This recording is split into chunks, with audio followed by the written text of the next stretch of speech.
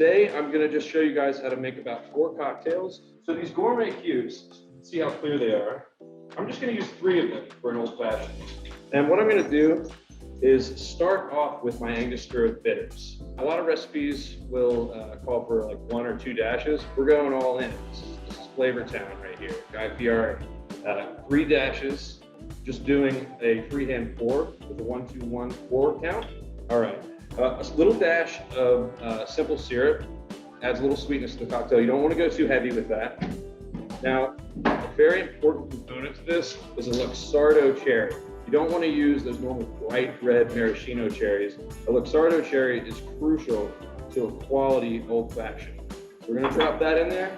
And the final garnish is just a little orange peel, which you'll want to pinch to get the oils moving on it and twist, and you just drop that in. This ice is extremely low, it's extremely slow melt rate. So it'll allow for the consumer to take their time enjoying this heavily flavored cocktail. The next thing we're going to do is a throwback to yesterday.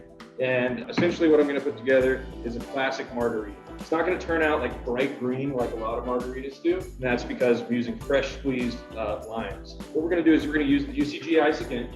I'm going to build this over ice. So I'll build the cocktail there. I'm actually using the top of this UCG machine as a fruit prep station. We're talking about getting bar mats made to hold utensils and whatnot on top of this, but this can be a workstation. It is very, very sturdy. Slicing the ends off the lime and then running a slice down the middle, and then 1, 2, 3 cuts gives you 4 perfectly cut limes that can be used as a garnish. I'm actually going to quarter this other one and use that to run a ring of juice around the exterior of one side of this glass that we're going to serve. I'm going to take that and roll it in some margarita salt. From there, I'll add ice and let it wait on the remainder of the drink to be built. So oftentimes people do a 3-2-1 rule, as in 3 parts tequila, 2 parts orange liqueur, and 1 part lime juice. It's better if you do 2-1-1. So 2 parts tequila, 1 part lime juice, 1 part orange liqueur. And the orange liqueur is important that you actually use this stuff, Cointreau. This is for a quality homemade margarita. So I'm going to start with tequila, which we're going to use an Añejo Prospero tequila. It is one of my favorites. And we're going to flip this guy, Cointreau, and lime juice. You don't actually need as much ice in the glass that I have here for building the drink, but I just love the look of these cubes. They stack nicely. Optional addition is a little bit of agave nectar. Agave mixes extremely well with tequila.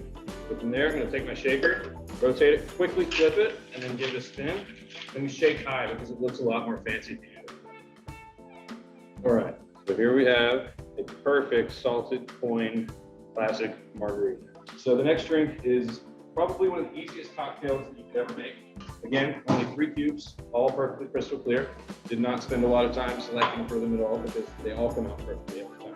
So this is another one of those where it's not entirely necessary to measure out each component.